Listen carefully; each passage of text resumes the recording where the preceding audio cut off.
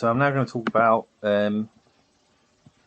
something where we've got a function that returns a value. Functions themselves, we might add two numbers and we might want to say, right, what's the result of this? So we've got, at the moment, we're gonna just do it very simple. We're going to take the number and do exactly what it says.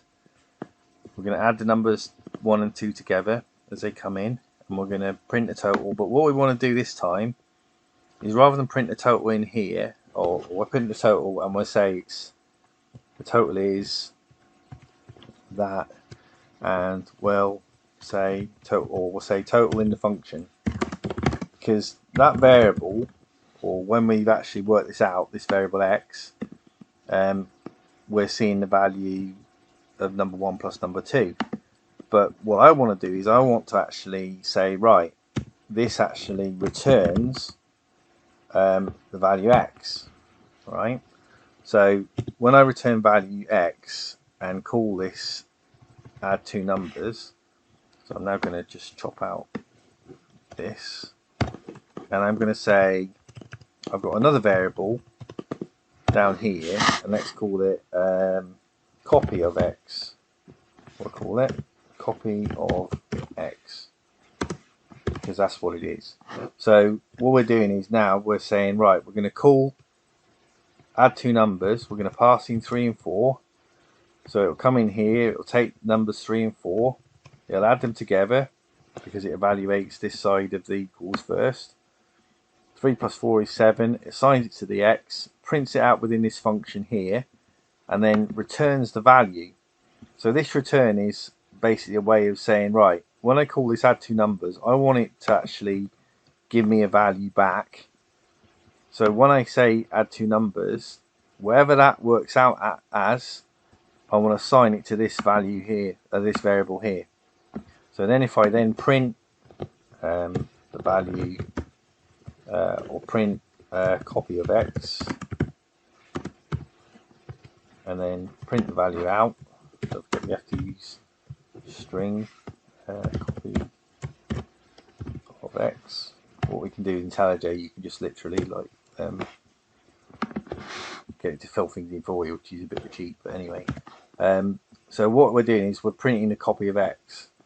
So what this is doing is, whatever this value, this function returns, we're now going to get that back, and we're going to basically print it out here. So we're going to see it printing total in the function. So don't forget, we add within the function itself, we adding the two numbers together and printing the value out. So it executed that line.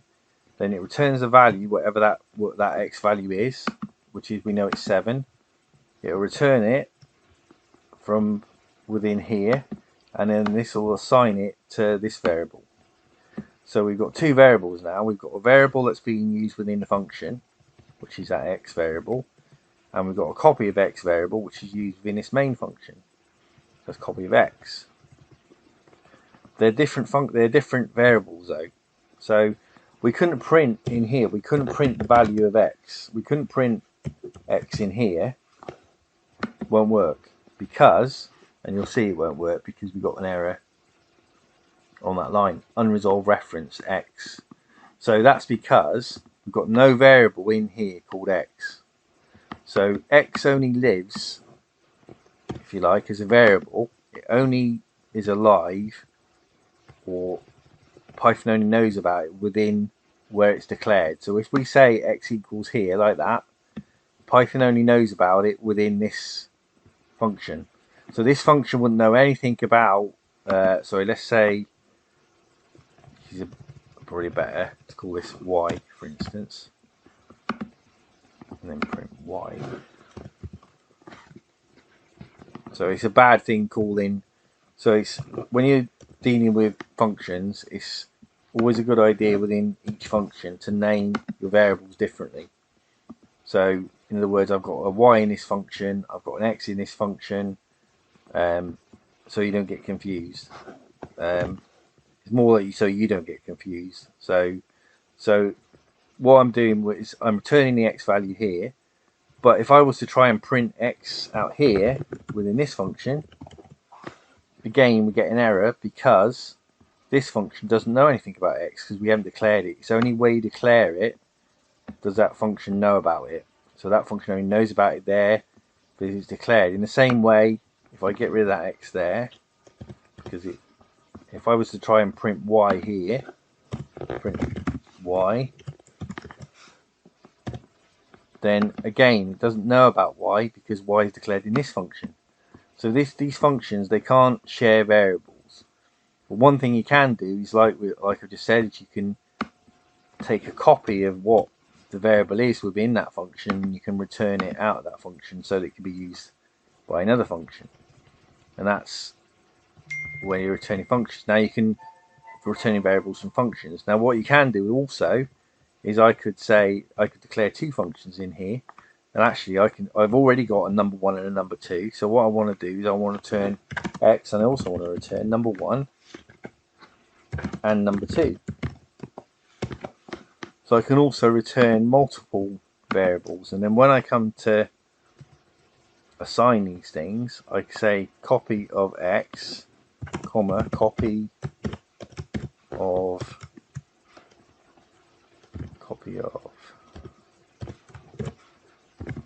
number 1, and then comma, copy of number 2.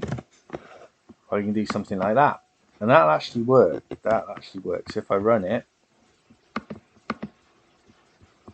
So there's no errors, and if I actually print, as well as printing a copy of x, I can print copy of number 1 and copy of number 2. So I can print copy of number 1, and I can print copy of number 2. Oops, do that. Copy of number 1.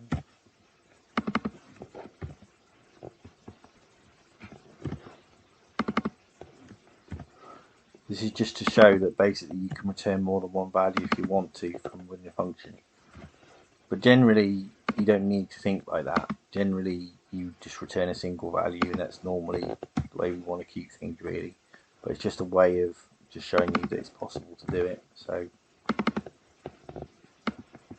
all I'm doing here is I'm just printing out the values just to prove that we should see. So what we'd expect here is we know that these two values that are getting passed in as parameters, 3 and 4, get used within this function. So number 1 and number 2, and then we return x. X is the result of number 1 plus number 2, which is 3 plus 4. So we're going to get 7. We're going to get number 1 back, which was 3. And we're going to get number 2 back, which was 4. So 7, 3, and 4 are going to be the values that we're going to get back. So what it's going to do is it's going to assign the value 3, which is a copy of x. It's going to assign the value of 3 to that copy of x. It's going to assign the value of 7 to the value of copy of x. It's going to assign the value of 3 to the value of copy of number 1, and it's going to assign 4 to the value of copy of number 2. And then if I print those out, and if I put spaces between these, or colons even, then it'll be just a bit clearer. So you're not getting confused what's actually getting returned. So there you go. So we've got 7, which is our total, and we've got the two parameters that are getting passed in and now getting returned from that function as well. So we're seeing what the values got passed in were as well. So so what we're going to do next is we're going to